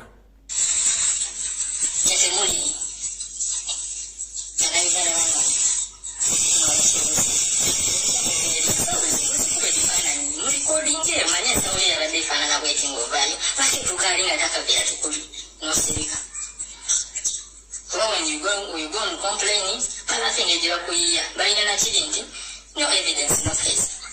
I said you would the bag, I said you would the Chogama bossy land, whatever sort of Barachi was a man or drive you. Baine ngombo kuchisawe gamba no evidence no case. Ngoma zo fulume chisawe no tuke wono tandika okwelogweza mbu bintu byabwe baga no evidence no case oba wendeyo. Weka stop fulume chisawe. Nga to complainize bintu byo baga no evidence no case tewali bujulizi tewali musango oba weddeyo mwe basuubuzi bulira really sabana ba mudu gavumenti kintu nenandi ate singo okonsesa takuli mwana muganda batononya galika abaganda ate n'abagayina agambanya Banyarwanda tulika abaana banogana kulika abaana bakonjo Abanyarwanda Banyankole Batoro Bakiga bebaliyo bero muganda tobere musiramu lawo bona afuna emirembe tosobola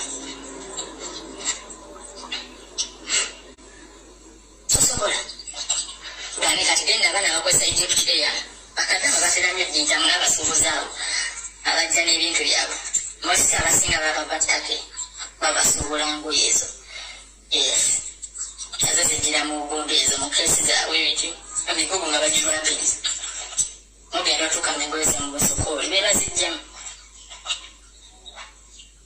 era balina n'engombo nti Turkish Airlines eva mu Europe iriko omulamwa fine singakozesebwa abantu bava mu Europe abasinga yadde nti tetumanyi ba Asia ba Europe waweegwa naye nga nsi y'amaanyi omuzungu ye amanyi nti enkolana yawe ekikola amanyi ekikola si mwagenda girikamu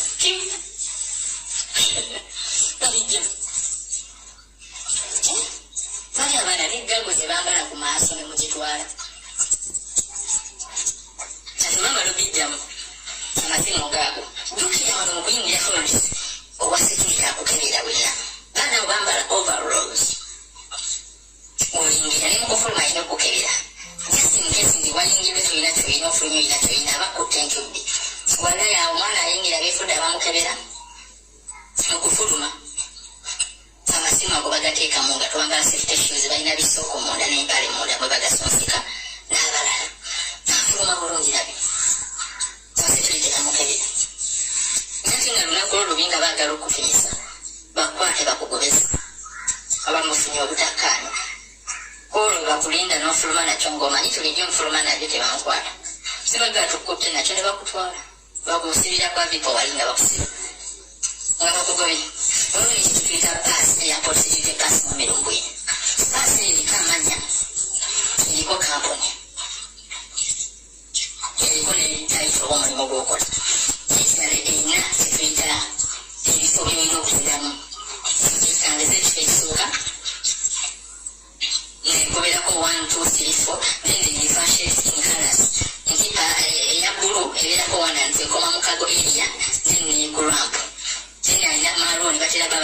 yabo access already perimeters of the airport. Abagala bulini access all the perimeters of the airport. Sikitenge bakina babana sebulini bana baloda blue baba ina orange. Twagala tubosesinya ekibuuzo omwana alina kasi ya bbulu erina okubeera mu BMM kabo area ne club area ali ate mu baggage tracing area y'aba passenger services yajjako abantu ssente. Is that normal? Kiri mateeka ne mutabakwata mwamingirimwa abesiwasa sande abisisasasa ajjeko abantu ssente taasi yali mukkiriza tuukayo era nga obwaviation security simukakatako mwaba musanzeyo kugimujjako n'amugobesa ku mulimu amusangayo n'amutemerayo watayo $10 alegenda okole ng'asala ng'ayita airport Entebbe International Airport Uganda.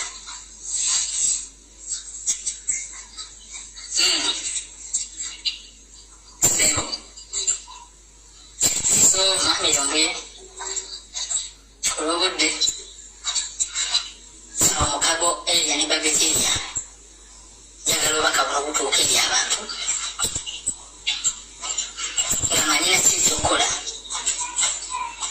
ayasonaga ne mukazi oyo omukazi gwe baalaze batakiyalazira omukazi oyo yatuyambye yatulaze ng'aganya omuwali si omukazi wo kalesi okimanyi oyo mukazi wo owimpeta mwakola embaga Evans Mwagira abasekirito bakyali Tendo Patrick n'abalala Wambale sekata wa Ivan Yaruhanga bahandling agents abali awo muve ku bintu by'abantu banayigale babonaabona nnyo muve ku bantu.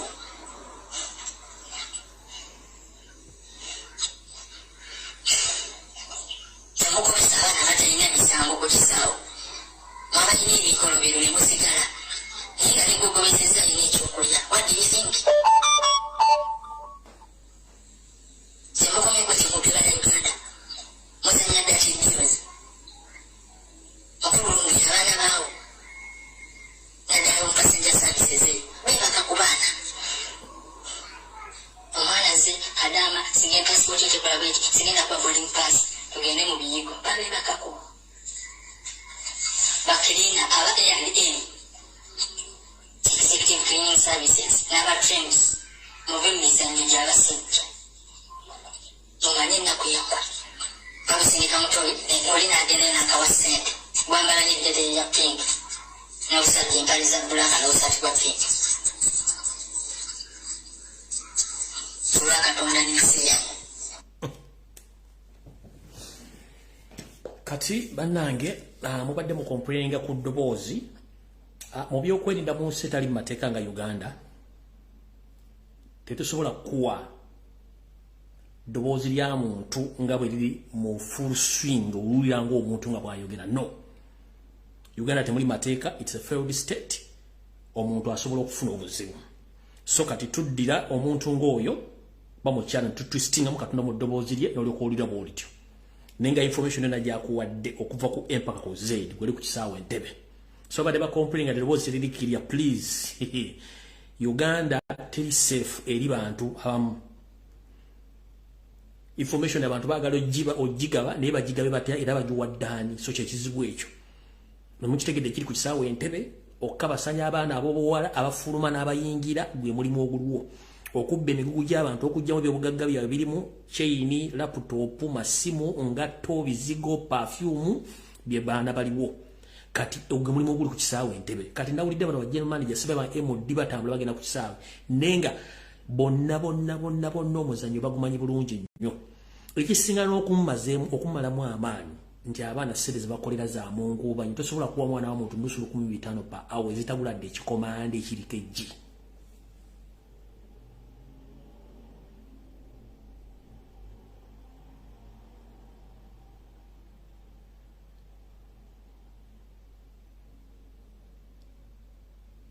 N'olunaku president lwe lyagenda manyi omuntu yenna ajja n'adisguising information gyempa ku social media kuno mumuyitiranga kye mwagala mujjukira olunaku navane ngamba president ng'agende kata nti bagenda mutera enjaga mu nsawo. The fact is ko olunaku lwennyini abaana bana bakago handling through SFC ne ESO be bali bakikoze muteramu enjaga mu nsawo ne naagaana n'abuuka. Kati era bwe mpulira omuntu nga simanyi tetwagala security alade biki ewumanya mbizi ya bitanga kubanga tulina bambega mu nuupu aba balowooza ati basinga okutegeera nga tebakolera state. Buli lwe tujja omuntu nakuwa security alade nga wankyukakyuka oli n'agidespise nga mmanya nti oyo mbega agigaana kubanga ebyaddala tukiko olunaku president lwe kata lwe bali bagenda omuteramu enjaga mu luggage ku kiseera bali bakikoledde. Ekindeese kwa information eno okubba abasuubuzi kususse. Okutikka abaana enjaga nga tebamanyi kususse naye ng'ate eno ttiimu yonna gye ngenda obbateerawo yeekola omulimu guno. Ebiwoowoolo n'emitima n'esigo mbiwulidde bifuluma buli lunaku wakati wa bokisi 10 ku 10 ku 2 ku 3 lunaku nga zifuluma zigenda. Ennyonyi kwe zitambulira mu zitegedde. Kati abantu bameka mu mwezi abatwalibwako ebibumba byabwe. I'm asking the public.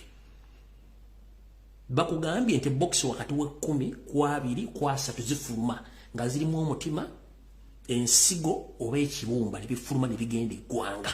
On a daily basis abantu bameka mu Uganda basaddaakibwa okujjamu ebintu ebyo.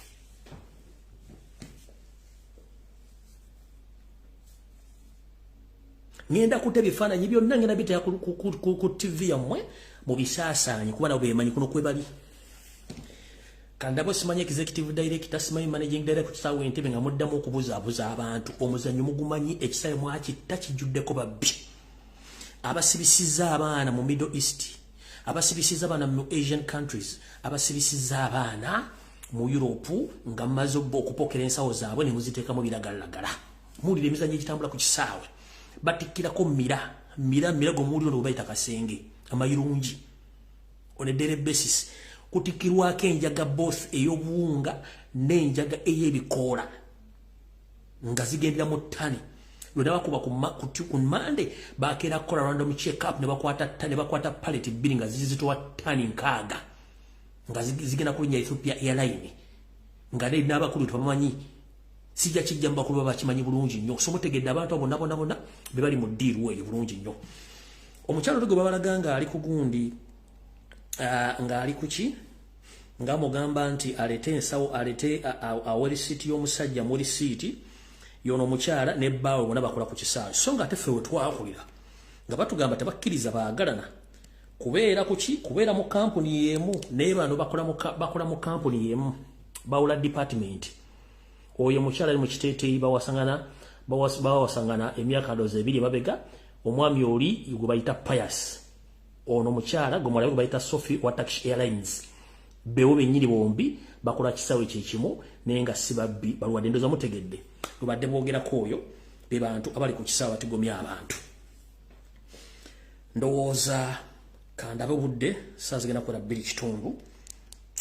Simanyi oba nsobola okutaaya amasimu 2 naye kansoke ndabe ki ekyokukola. Na information agenda njibawa wano. Na information agenda njibawa wano wale endala. Kansoke mbawe analysis yange. Mumpulirize bulungi nnyo.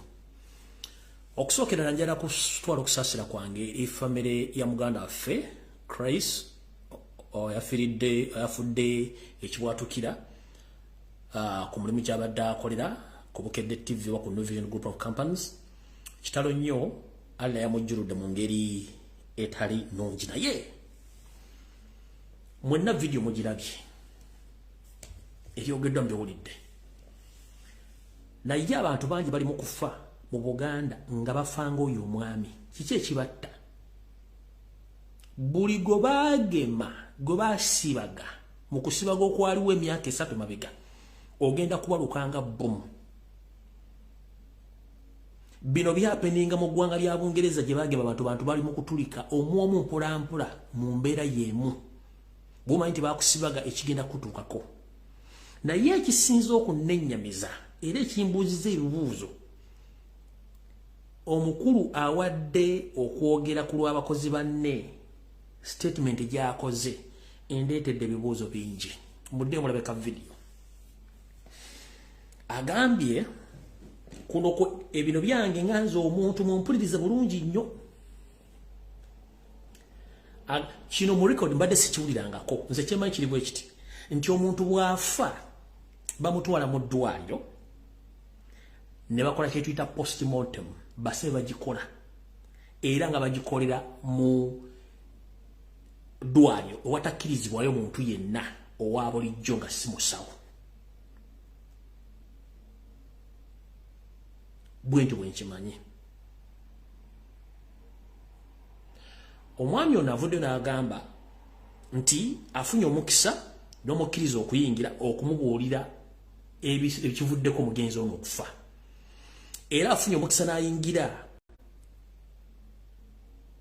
gye bakoleddeko omwami ono ne bamusala ng'alaba ne batandika okukebera buli kitundu kye eky'omunda eky'omubiri nga mulaga nti kino bakiyita bwe bati ne bamugamba twagala kukebera biki ebiviiriddeko omuntu ono okufa mutegeere bwe bamukebera ne basanga ekibumba kiriko amazzi ne bakissa ebbali n'omwana bamugamba katugenda ku mutima nagwo ne bagukebera bamugamba nti omutima gubadde ekitundu ekimu kizimbye ekitundu ekya tekizimbye ngera tekisobola kupika musaayi kuva mu kitundu kirala kudda mu kitundu kirala statement y'omusajja oyo gy'akoze ne bamubuuza amaze ebbanga ki ng'awulira ekintu kino n'agamba tewali batalina kyawulira nti era kyekimuviiriddeko okutulika n'afa naye ebibuuzo byange bibino ekibuuzo ekisooka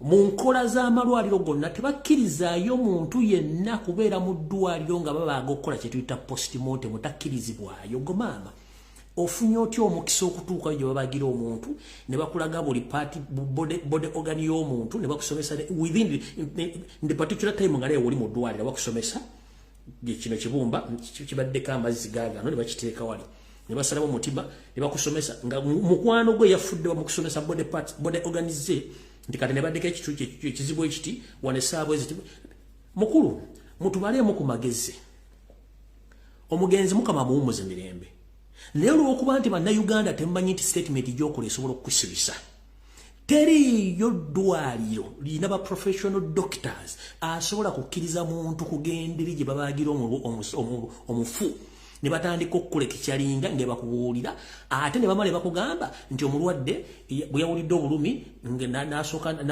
n'ayagala adduke kwenyaga era kyamuviiriddeko okufa ne bamugamba nti ate oluvannyuma tugenda kuwa postmortem report ekyaviiriddeko okufa after 2 weeks ate obadde mu ddwaliro bakubuulira biki byaviiriddeko omugenzi okufa bagamba batya nti ate after 2 weeks lwe bagenda okuwa postmortem otugambe badde mu ddwaliro ng'oli eyo gye babaagira omulwadde omufu ne bakulaga nti ekyamuviiriddeko okufa gwadde mutima naye ate njala kubuuza muganda wange teri muntu ava mu bbanga n'amalaga bwatuka bwatyo no wabeerawo records omutima gubeerako records omuntu abeerako ne records eziraga nti yabaddeko ne mugambye tabadde na records eziraga nti baddeko mulwadde wa mutima oba mulwadde wa kibumba n'ekibumba okubeerako amazzi nakyo omuntu yeba ekiwuliriddewo dda olaba gwe bakuvugoba misinde gyakafubutuko ogenda okulya ng'omutima n'olya ng'entunnunsi zikkuba naye ate oyo gwe mugende nti omutima gubadde gwazimbako essayidi nga kitutte ebbanga mbakubanga gavumenti eri mu mateeka gwe kya yakoze statement n'okola ku TV obadde musibe n'omusawo oyo waliwo ekitagatta mu nfa ya munnamawulire abadde akola ku Bukedde TV Katonda tusalawo nti yagabira yatwalira amututte awummule mirembe naye statement gy'okoze ngenda kunoonya ka video yako nkazi either n'akateekayo ku makya naye ngenda teeka ku question mark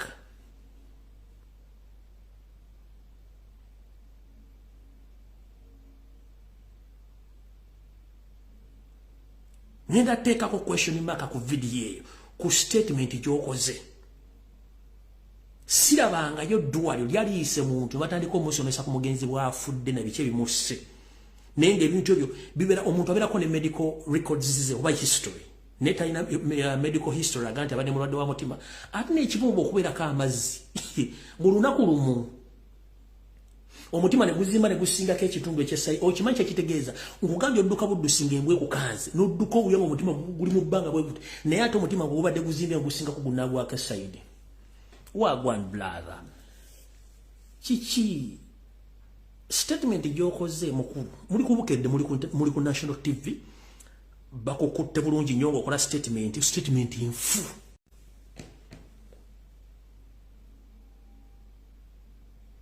statement nfu muganda gebajja kusibira bwerere kuba teriddwaliro likkiriza muntu kugenda kukola postmortem nga woolyawo fe tubaddeko ne tugenzeeko mu mochalo okugyayo emirambo bagenda bakuleeta ku identifyinga mulambo ogwo so sikubeerawo nga babaaga omulambo guli bakubuli ki kyasse omulanda ogamba ate tugenda gifuna after 2 weeks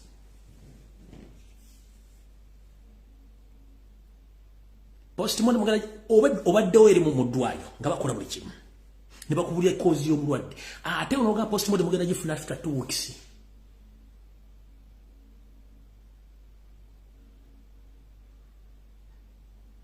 no oba bagideliting era kedde benze sina buzibu buli kimu nkyogera waliwo ekitagatta ku kufa kwa Christ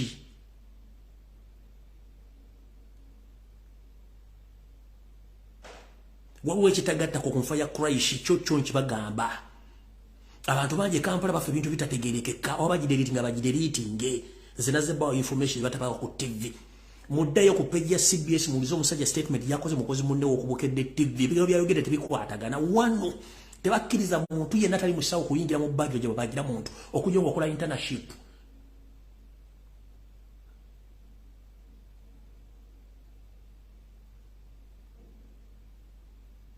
abayingira ku miramba basawo terika deidei kapale gakkirizibwa gwe bakulaga omutima nti bwe gutu ogufaana guno gwazimbye sayi guzimba mu lunaku lumu omutima guzimbira mu lunaku oba veins gine misuwa oba arteries zizimbira mu just a minute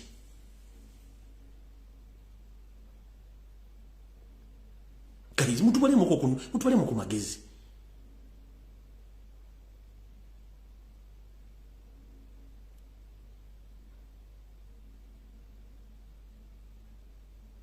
ene ndowooza yange nganze ku byemmanyi omuntu wa bulijjo bakuyita kuwa postmortem nga bamaze ogiwandiika you are not entitled to enter in any hospital where they operate or where they operate or where they take all kind of postmortem reports or examinations tebakkirizayo muntu wa bulijjo atali musawo nego wadde statement nga tekwatagana muwadde ne bakulaga omutima ne bakulaga ekibumba kiriko amazzi simanyi mutima gwazimba eno onkugambye olaba embwekanga bukanzi bo wabboda n'akusibirako omutima ne gukuba gongamba otyamba omulwadde yafudde omutima bagende gwali gwazimbako esayidi emu agusinga gonna waago bunene nga ye takiwulya nnyini kyo nga takiwulya wadde taata wadde nnyina yavudde buvinaagwa eri yagudde mu zitali zize oba yabadde target nga ye target kennyini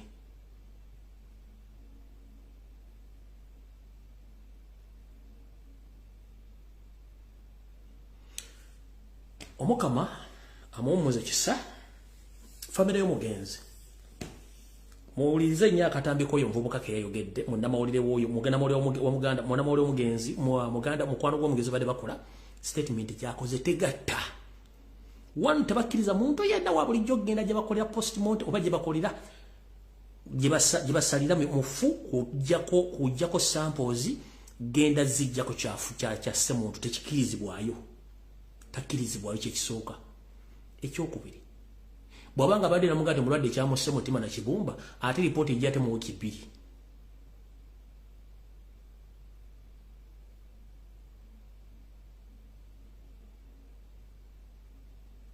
waliwo ekitagatta naye nga omugenzi mukama amuwa ekiwumulo ekyemirembe ffenna lyokkubo naye nga muganda nga yakoze statement eyo singa poliisi ebadde mu Uganda ng'ekola nga n'amateeka gakola gwe n'omusawo oli babadde bagenda batwala waliwo ekitagatta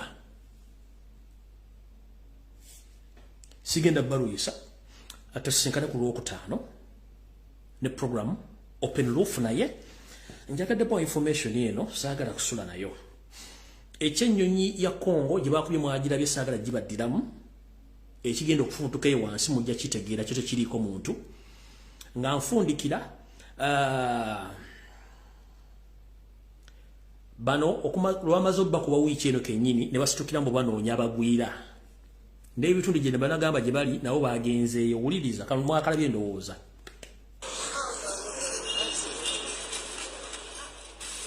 The operation was carried out in areas of Bunga, Kabalagala, Kansanga, and Muyenga. Water, food, even they humiliate us like a dog, like animal. Among the arrested, 116 are Eritreans, 62 Somalis, 5 Ethiopians, 1 Chinese, 1 Canadian, and an Irish. What happens when one comes and settles in a place, then he will bring in others. So normally they live in certain communities that are organized according to how they came to the country. These have no valid documents, including visas and working permits. Say somebody comes in and is given 30 days at the airport. So when the 30 days expire, such a person is supposed to go back to their country or come to seek for an extension.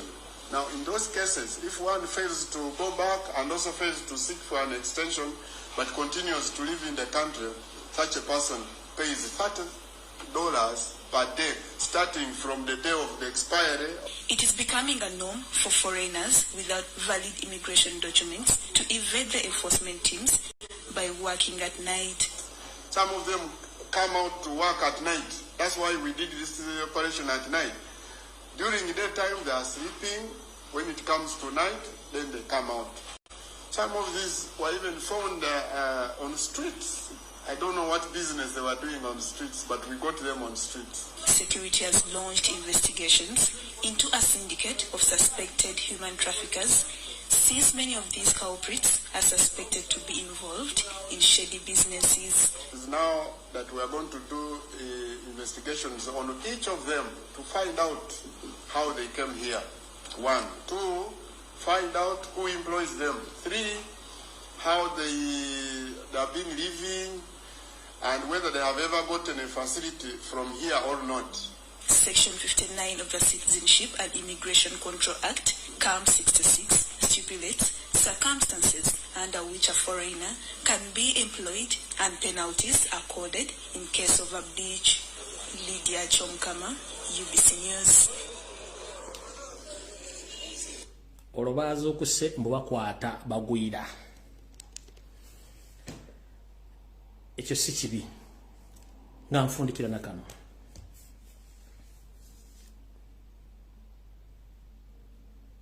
Ebigenda maaso mwosimbiraba. Bulijjo nzijja ku social media kuno naddala kuno ku bwenyi bw'ekitabo nenjogera ensonga zino abantu ne mulowooza nti nsaaga. Mbagamba nno ensi etandise okudda ku bikokojjo. Mwalabye sekteeserezo w'eggwanga nga batandise okuteesa ku nsonga z'okuvuga empanka. Okuvuga empanka kuli mu international schools n'amasomero amanene gakaasangwawo. Bannange mbategeeza abazadde bw'oba oyagala omwana wo akule ng'alimu empeke abaana mbazze mu masomero ga bulijjo batandika okusoma nga basoma bava waka. Bw'oba oyagala okuwola omwana wo okuyiga emize gy'okuvuga empanka ekiri mu Uganda temukimanyi mulimu amasomero agali ku international level ng'ezimu ku lessons ze basomesa za kuvuga mpanka. Era omuze gw'okuvuga empanka gutandise okumalawo eggwanga eri abaana ab'obuwala n'abaana ab'obulenzi. Omuze guno eriyo n'abakiina bakyeruppe abajja mu Uganda bakola amasomero nga gazzenga agobwa ebitongole ebitakola nsimbi naye ng'abaana abalimu bonna ebitundu 10 ku buli 10 babasomesa mize gya kuvuga mpanka.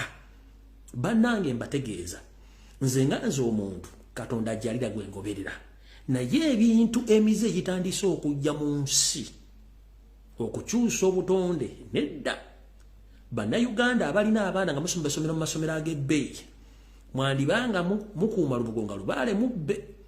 Bino ebintu byayotuuseeko ne ku setteeserezo w'eggwanga ku TV eno y'Abangereza bagambye bati bagenda kifuula lunye abaana okubasomesa amasomo g'okuvuga empanka n'okwagala abantu baabwe ab'ekikulu ekimu. Ebungereza bagenda kitongoza naye weebuuze Katonda ali ludda wa? Era bano abatongoza ebintu bino ate si baatuleetera eddiini. Kati njala kubuuza kiki kigenda mu maaso ku nsi ya Katonda kuno? Bw'ogoberera nnyo ebyafaayo by'ensoma ey'okusuza abaana mu bisolo era yatandikibwa mu masomero ga ddiini naye ng'ekigendererwa kyali ku kikusike kubanga bw'otulaba firimu n'entambi ezizannyibwa ebintu bino byava dda nga bitegeke bulungi nnyo nti amasomero agasuzaayo abaana y'ensibuko ya sitaani mwayita okwegazaanya n'okutandika okusomesa abaana emize egy'okuvuga empanka. Ekisinga okunkwasa ennaku bw'otunuulira abantu bonna bali mu mize gino ate bamala ne beekubya emizimu egitali gya famire zaabwe ate ne baagala bafune abaana ab'okukuza. Neebuuza ate omuntu ogamba nti ovuga lupanka ovugira ku lw'ennakawuka. Kiki ekikuyisa ku Entebbe Road Express ayiwe ng'omanyi tebavugirako bo tebaagala kuvugira ku lw'ennakawuka? Wano ne mbagambira nti mujje abaana mu masomero ge muyita ag'ebbeeyi simegayo ku international level ebisomesebwayo bannange ebimu bya setaani. Bwe muba mukyagala abaana bammwe babeere mufune abaana abategeera bagenda obbazzukuliza abaana. Ebintu ebigenda mu maaso mu Uganda ku sipiidi esusse. Bannange, ka vidiyo kano oba nkabazannyire oba nkaleke naye nga mu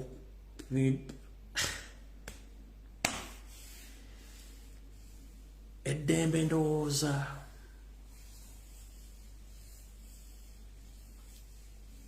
buli muntu waddembe okukola kyayagala. Naye gwe alina omwana nkusaba busabi please taasa abaana bo n'abazzukulu bo baleme kugwa mu katego kano kuba bali baddembe okukola kye baagala eri bo kuba tujja tutuuka ekiseera nga tetulina kyakusalawo nga balina okukozesa eddembe lyabwe bo nga baliyita bakozese baagala which is okay. Naye eriyo okusomesa ate okusoma kiba kitegeeza nti osomesa busomesa okugezaako okusaasaana enjiri nkintu kibakola kirungi.